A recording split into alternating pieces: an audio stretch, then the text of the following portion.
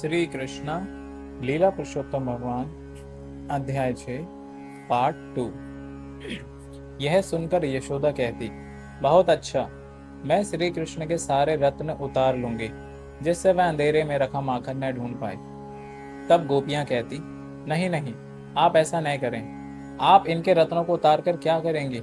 हम नहीं जानती कि ये कैसे बालक हैं जो बिना आभूषणों के भी एक प्रकार का तेज फैलाते रहते हैं जिससे वह अंधेरे में भी प्रत्येक वस्तु को देख सकते हैं। तब माता यशोदा उन्हें बताती, अच्छा, तुम लोग अपना माखन तथा दही सावधानी से रखा करो जिससे वह वहां तक न पहुंच सके। तो उत्तर में गोपियां कहती, हाँ, वास्तव में हम ऐसा ही करती हैं, किंतु कभी कभी हम गृह कार्यों में व्यस्त रहती हैं और ये नटखट बालक न जाने कैसे घर में घुसकर सारी वस्तुएं तहस नहस कर देते हैं। कभी कभी दही तथा माखन न चुरा सकने पर ये गुस्से में आकर स्वच्छ फर्श पर पेशाब कर देते हैं, कभी कभी उस पर थूक देते हैं। आप अपने बच्चों को देखो न, वे किस प्रकार इस शिकायत को सुन रहे हैं। वे सारे दिन हमारे दही तथा माखन चुराने की योजनाएं बनाते रहते हैं और अब किस तरह वे शांत अच्छे बालक की तरह बैठकर सुन रहे हैं। जरा उनके मुखमंडलों को तो देखो। जब माता यशोदा ने सारे उल्हाने सुनकर अपने बच्चों को डांटना चाहा, तो उसके भोले भाले मुखमंडल को देखकर हंस पड़ी और डांट नहीं पाई। किसी और दिन जब श्री कृष्ण तथा श्री बलराम अपने मित्रों के साथ खेल रहे थे, तो सारे बालकों ने बलराम के साथ मिलकर यशोदा से कहा कि श्री कृष्ण ने मट्टी खाई है। यह सुनकर माता यशोदा ने श्री कृष्ण का हाथ पकड़ लिया और कहा, बेटे, तुमने अकेले में मिट्टी क्यों खाई? देखो न, बलराम सहित तुम्हारे सारे मित्र तुम्हारी शिकायत कर रहे हैं। अपनी माता के डर से श्री कृष्ण ने कहा, हे माता, ये सारे लड़के, जिसमें भैया बलराम भी सम्मिलित हैं, झूठ बोल रहे हैं। मैंने मिट्टी कभी नहीं खाई। आज भैया बलराम मेरे साथ खेलते खेलते मुझसे रुष्ट हो गए, अतः वे मेरी शिकायत करने के उद्देश्य से अन्य बालकों से मिल गए हैं। वे सभी एकजुट होकर शिकायत करने आए हैं, जिससे आप क्रुद्ध हो और मुझे प्रताड़ित करें।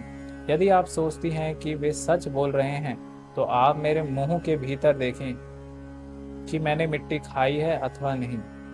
उनकी माता बोली, अच्छा, यदि तुमने मिट्टी नहीं खाई तो अपना मुंह खोलो, मैं देखूंगी।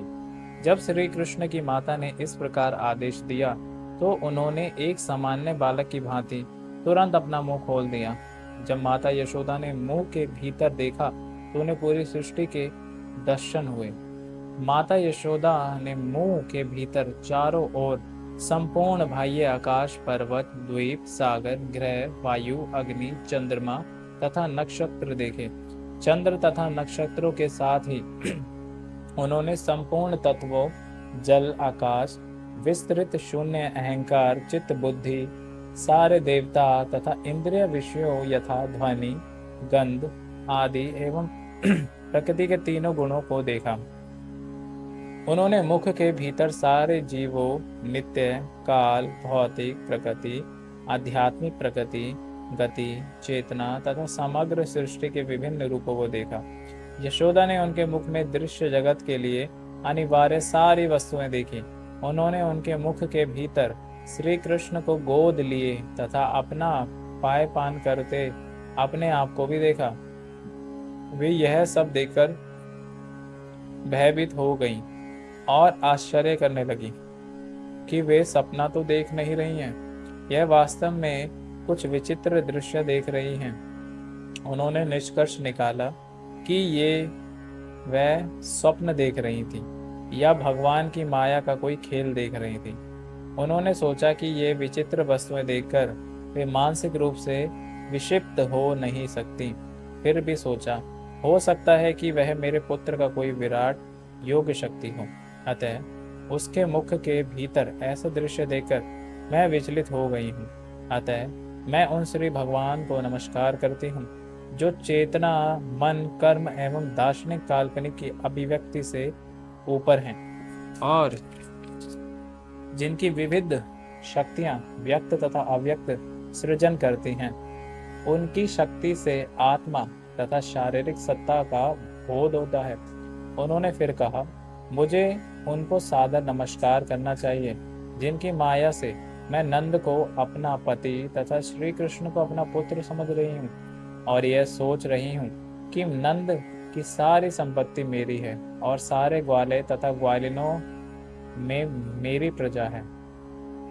यह जब भ्रांति परमेश्वर की माया के कारण है, अतः मैं उनको प्रार्थना करती हूँ कि वे सदैव मेरी रक्षा करते रहें। जब माता यशोदा इस प्रकार के दार्शनिक भावों से भरी हुई थी, तो भगवान श्री कृष्ण ने अपनी अतरंगा शक्ति का फिर विस्तार किया, जिससे वे मात्र प्रेम से मोहग्रस्त हो जाएं। अतः तुरंत ही माता यशोदा के सारे दार्शनिक भाव विस्मृत हो गए और उन्होंने श्री कृष्ण को अपने पुत्र के रूप में स्वीकार कर लिया। अब उन्हें अपनी गोद में उठाकर वे भौतिक मात्र प्रेम से अभिभूत हो गईं और उसे श्री भगवान का विचार करने लगी। उन्हें उपनिषद और वेदांत सूत्र या योग पद्धति तथा सांख्य दर्शन से ग्रहण किए ज्ञान द्वारा ही समझा जा सकता है। फिर वे श्री भगवान को अपने द्वारा जन्म बालक के रूप में सोचने लगी। निश्चय ही यशोदा ने अनेक पुण्य कर्म किए होंगे, जिसके फलस्वरूप उन्हें परम सत्य श्री भगवान के पुत्र के रूप में प्राप्त हुए, जिन्होंने उनका स्तनपान किया। इसी प्रकार नंद महाराज ने भी अनेक महान यज्ञ तथा पुण्य कर्म किए होंगे, जिससे श्री कृष्ण उनके पुत्र बने और उन्हें अपना पिता कहकर संबोधित करने लगे। किंतु यह आश्चर्यजनक है कि वसुदेव तथा देवकी श्री कृष्ण की दिव्य बाल लीलाओं से वंचित रहे।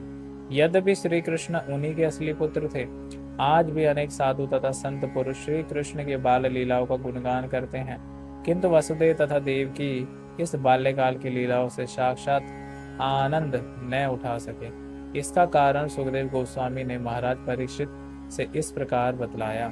जब ब्रह्मा ने द्रोण नामक सर्वश्रेष्ठ वसु को अपनी पत्नी धरा के साथ संतान वृद्धि करने का आदेश दिया, तो उन्होंने ब्रह्मा जी से कहा, हे पिता, हमें आप आशीर्वाद दें कि भविष्य में जब हम पुनः इस ब्रह्मांड में जन्म धारण करें, तो भगवान श्री कृष्ण अपने अत्यंत मनोहरी बाल्यपान के कारण हमारा सारा ध्यान आकर्षित करें।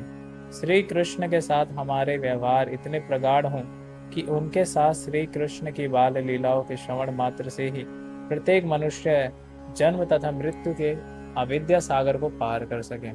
ब्रह्मा जी ने उन्हें यह वर दे दिया, जिसके फलस्वरूप द्रोण वृंदावन में नंद महाराज के रूप में और धरा नंद की पत्नी माता यशोदा के रूप में प्रकट हुई।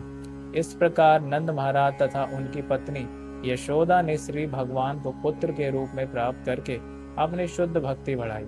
समस्त गोपियों तथा ग्वालों ने भी, जो श्री कृष्ण के सहयोगी थे, सहज ही श्री कृष्ण के लिए अपनी प्रेम भावनाएं विकसित की। अतः ब्रह्मा जी के वरदान की पूर्ति करने के लिए ही श्री कृष्ण अपने पूर्ण अंश बलराम सहित प्रकट हुए और समस्त वृंदावन वासियों के दिव्य आनंद को बढ़ाने के लिए ही सारी बाल लीलाएं संपन्न की। इस प्रकार लीला पुरुषोत्तम भगवान श्री कृष्ण के अंतर्गत विराट रूप का दर्शन नामक छठे अध्याय का भक्ति वेदांत तात्पर्य पूर्ण हुआ।